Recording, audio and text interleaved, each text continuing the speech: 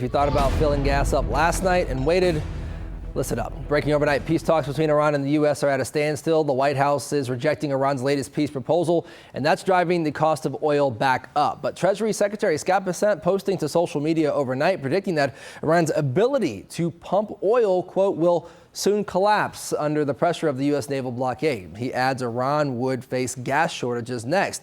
Now, this comes hours after Secretary of State Marco Rubio appeared to reject Iran's proposal to reopen the Strait of Hormuz. He indicated it falls short of U.S. conditions because it pushes back any discussion to end Iran's nuclear program.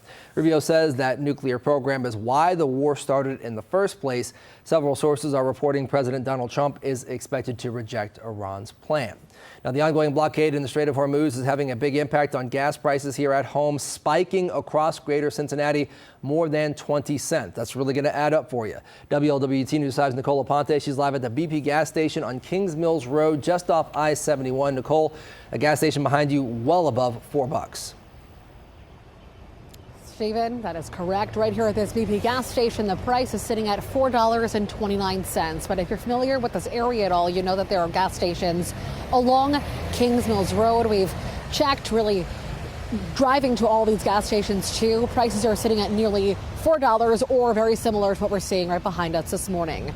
AAA reporting overnight that there's been a spike in gas prices for an average price of a gallon of gas, $4.06 in the Cincinnati area. That's up more than 20 cents from yesterday and one of the biggest single day increases in our area since the war began. A similar jump also taking place overnight in Dearborn County, Indiana, where the average is now $3.99. Prices are hovering around $3.92 in the Covington area.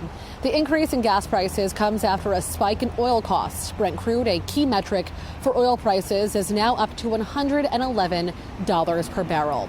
Keep in mind, a lot of the increase we've seen is because of that blockade in the Strait of Hormuz.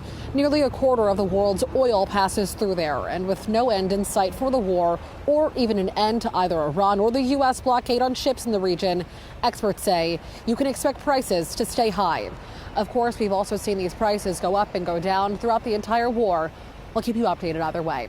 Reporting live in Mason, Nicole Aponte, WLWT News 5.